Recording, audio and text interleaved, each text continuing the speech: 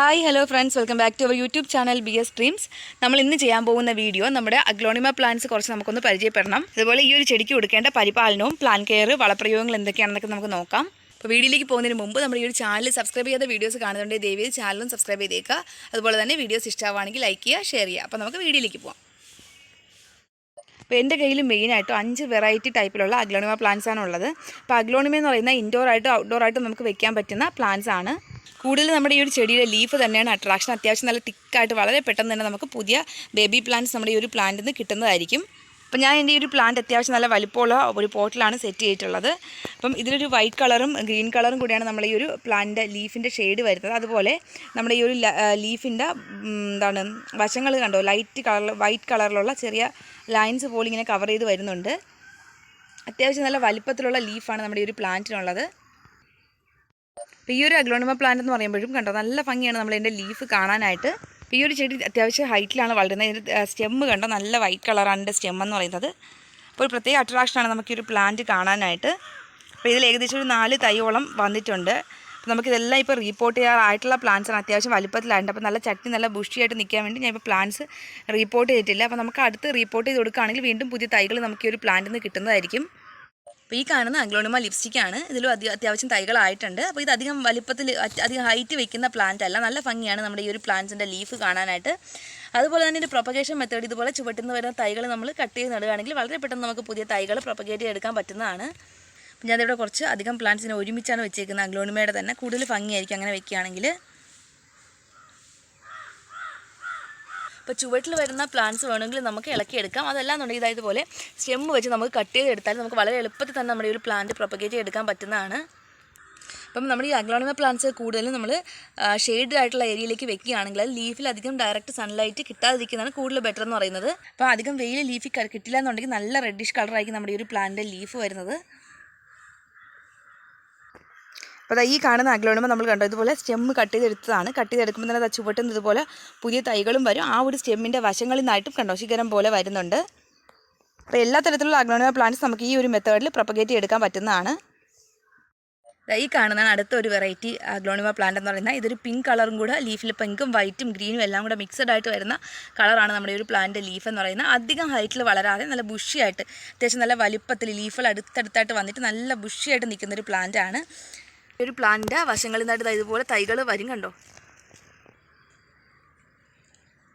അപ്പോൾ നമ്മൾ ഇൻഡോറായിട്ട് aglaonema plant set ചെയ്താലും ഇടയ്ക്കൊക്കെ ലൈറ്റായിട്ട് സൺലൈറ്റ് കിട്ടുന്നൊരു ഭാഗത്തേക്ക് വെച്ചാൽ മാത്രമേ നമ്മുടെ പ്ലാന്റ് നല്ല ഹെൽത്തി ആയിട്ടിരിക്കും. അപ്പോൾ ഔട്ട്ഡോർ വയ്ക്കുമ്പോൾ ശ്രദ്ധിക്കേണ്ട കാര്യം ഡയറക്റ്റ് ലീഫിൽ വെയിൽ അടിക്കരുത് ഒരുപാട്. കാരണം അങ്ങനെ നമ്മുടെ പ്ലാന്റിൻ്റെ ലീഫിൽ ഒരുപാട് സൺലൈറ്റ് ഡയറക്റ്റ് തട്ടുകയാണെങ്കിൽ അതിൻ്റെ ലീഫ് കരിയാനായിട്ടുള്ള ചാൻസ് ഉണ്ട്. ഇപ്പോൾ നമ്മുടെ പ്ലാന്റ് നല്ല ഫ്രഷ് ആയിട്ടാണ് നിൽക്കുന്നത് കണ്ടോ. അപ്പോൾ ഇതൊക്കെ കൂടുതൽ ലീഫി പ്ലാന്റ്സ് ആയതുകൊണ്ട് തന്നെ കൂടുതൽ ലീഫിനാണ് അട്രാക്ഷൻ വരുന്നത്. അതുകൊണ്ട് തന്നെ ലീഫിന് ഡാമേജ് ആയിക്കഴിഞ്ഞാൽ നമ്മുടെ പ്ലാന്റിന് വലിയ ഭംഗി വരില്ല കാണാനായിട്ട്. അപ്പം ആ ഒരു കാര്യം നമ്മൾ ശ്രദ്ധിക്കണം. അപ്പോൾ ഇതിൽ വരുന്ന പുതിയ തളിരിലകൾക്ക് കളർ കുറവാണ്. കൂടുതൽ മുറ്റി വരുന്ന ലീഫിനാണ് കൂടുതൽ ഡാർക്ക് പിങ്ക് കളർ വരുന്നത് കേട്ടോ. ഈ കാണുന്ന അടുത്തൊരു വെറൈറ്റി അഗ്ലോണിമയാണ്. ഇതിൻ്റെ പ്രത്യേകത വളരെ പെട്ടെന്ന് തന്നെ നമ്മൾ ഈ ഒരു പ്ലാന്റ് മറ്റ് പ്ലാന്റ്സിൽ നിന്ന് വ്യത്യസ്തമായിട്ട് പെട്ടെന്ന് തന്നെ തൈകൾ നമുക്ക് കിട്ടും എന്നുള്ളതാണ്. അതുകൊണ്ട് ഈ ഒരു പ്ലാന്റ് ഈ ഒരു വെറൈറ്റി അഗ്ലോണിമ നമുക്ക് പ്രൊപ്പഗേറ്റ് ചെയ്യാൻ വളരെ ഈസിയാണ്. കണ്ടോ ഇതുപോലെ ചുവട് ഭാഗത്തുനിന്നിട്ട് വീണ്ടും പുതിയ തൈകൾ ഇങ്ങനെ വന്നുകൊണ്ടിരിക്കും. അപ്പോൾ നമ്മൾ പ്ലാന്റ്സ് ഇതിന് ഫുള്ള് നമ്മൾ ഇളക്കുമ്പം മൊത്തത്തിൽ നമ്മുടെ ഈ ഒരു പ്ലാന്റ് കംപ്ലീറ്റ് ആയിട്ട് തട്ടിയിട്ട് ഓരോ പ്ലാന്റ്സ് ആയിട്ട് സെപ്പറേറ്റ് എടുക്കുന്നതാണ് കൂടുതൽ ബെറ്റർ. അതാണ് കൂടുതൽ എളുപ്പത്തിൽ നമുക്ക് പുതിയ പ്ലാന്റ്സ് പ്രൊപ്പഗേറ്റ് ചെയ്യാനുള്ള മെത്തേഡ് എന്ന് പറയുന്നത്. അപ്പം പ്ലാന്റ്സിന് തൈകൾക്ക് യാതൊരു തരത്തിലുള്ള ക്ഷതവും ഇല്ലാതെ നമുക്ക് ഇളക്കിയെടുക്കാനായിട്ട് പറ്റും. അപ്പോൾ ഒരേ ടൈപ്പിലുള്ള അഗ്ലോണിമ പ്ലാന്റ്സ് ഒരുമിച്ച് വയ്ക്കുന്നതായിരിക്കും കൂടുതൽ ഭംഗി എന്ന് പറയുന്നത് കാണാനായിട്ട്. ഈ കാണുന്നതാണ് നമ്മുടെ അഗ്ലോണിമയുടെ മുട്ട എന്ന് പറയുന്നത്. അപ്പോൾ ഒരുപാട് മുട്ടിങ്ങനെ നമ്മുടെ ഈ ഒരു പ്ലാന്റിൽ ഇങ്ങനെ ഉണ്ടാവാറുണ്ട്.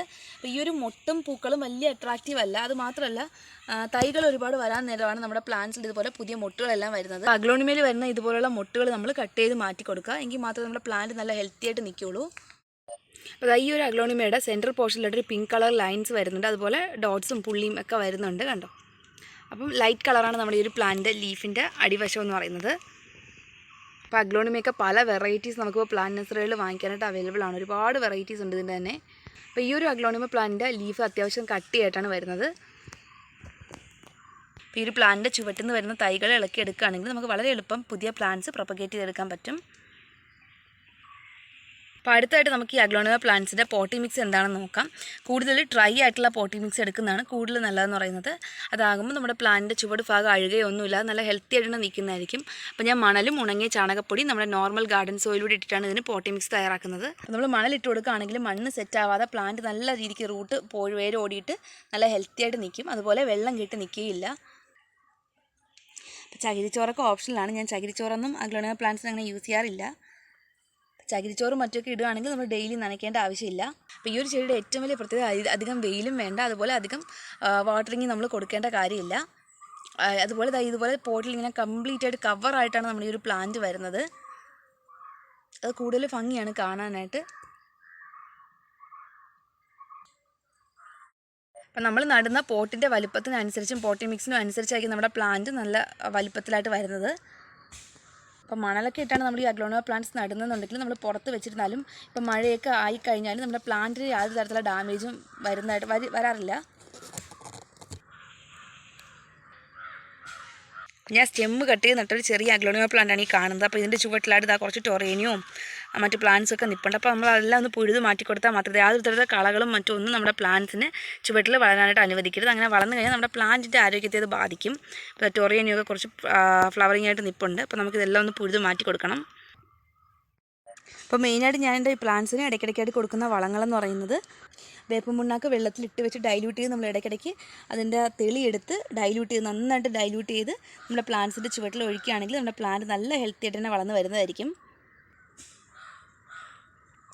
ഞാൻ ഇതുപോലെയാണ് നമ്മുടെ പ്ലാന്റ്സ് അറേഞ്ച് ചെയ്തിട്ടുള്ളത്. കണ്ടോ, അഗ്ലോണിമ പ്ലാന്റ്സ് വെച്ചതിന് ശേഷം കുറച്ച് ബോൾസം പ്ലാന്റ്സ് ഇങ്ങനെ ഇടയ്ക്ക് കൊടുത്തിട്ടുണ്ട്.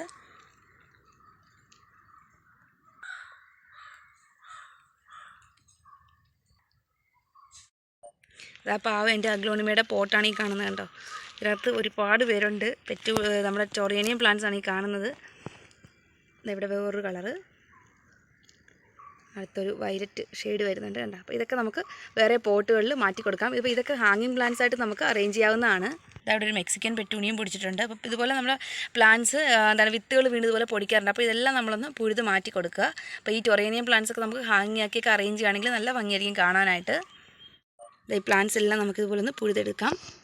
ഇതുപോലെ ഫുള്ള് മണ്ണോടെ തന്നെ വന്നിട്ടുണ്ട്.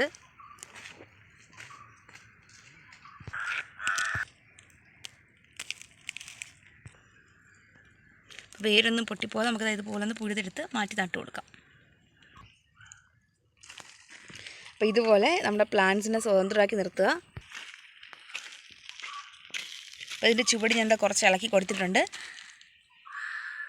അപ്പോൾ ഒരു തരത്തിലുള്ള കളകളും നമ്മുടെ പ്ലാന്റ്സിൻ്റെ ചുവട്ടിൽ വളരാനായിട്ട് അനുവദിച്ചു കഴിഞ്ഞാൽ അതിൻ്റെ വളങ്ങളെല്ലാം പിടിച്ചെടുത്ത് നമ്മുടെ ഈ ഒരു പ്ലാന്റിൻ്റെ ആരോഗ്യത്തെ നന്നായിട്ട് ബാധിക്കും.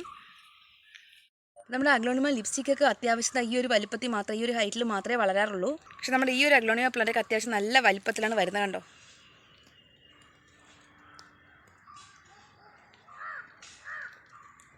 അപ്പോൾ ഇതുപോലെ ലൈറ്റ് കളറിൽ വരുന്ന അഗ്ലോണിമ പ്ലാന്റ്സ് ഒരു പ്രത്യേക ഭംഗിയാണ് കാണാനായിട്ട്.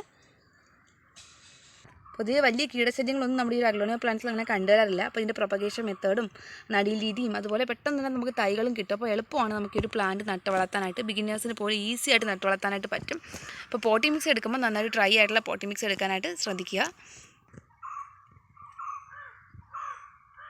ഇതിൻ്റെ ഒരു ലീഫിൻ്റെ അഗ്രഭാഗം കുറച്ച് കൂർത്തിട്ടാണ് വരുന്നത്.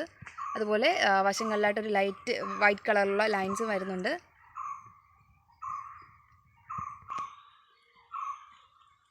അപ്പോൾ ഇത്രയൊക്കെയാണ് മെയിനായിട്ട് നമ്മുടെ ഈ ഒരു ചെടിയുടെ പരിപാലന രീതിയെക്കുറിച്ചും മറ്റുമൊക്കെ പറയാനുള്ളത്. അപ്പോൾ നമ്മുടെ ഈ ഒരു വീഡിയോ ഇഷ്ടപ്പെടുകയാണെങ്കിൽ വീഡിയോ ഒന്ന് ലൈക്ക് ചെയ്തേക്കാം, മറ്റുള്ളവർക്ക് ഷെയർ ചെയ്ത് കൊടുക്കുക. അതുപോലെ തന്നെ നമ്മുടെ ഈ ഒരു ചാനൽ സബ്സ്ക്രൈബ് ചെയ്ത വീഡിയോസ് കാണുന്നവരുണ്ടെങ്കിൽ ചാനലൊന്ന് സബ്സ്ക്രൈബ് ചെയ്തേക്കാം. അപ്പോൾ ഇത്രയൊക്കെ ഉള്ളൂ. നമുക്ക് ഈ നെക്സ്റ്റ് വീഡിയോയിൽ കാണാം. Thank you for watching this video.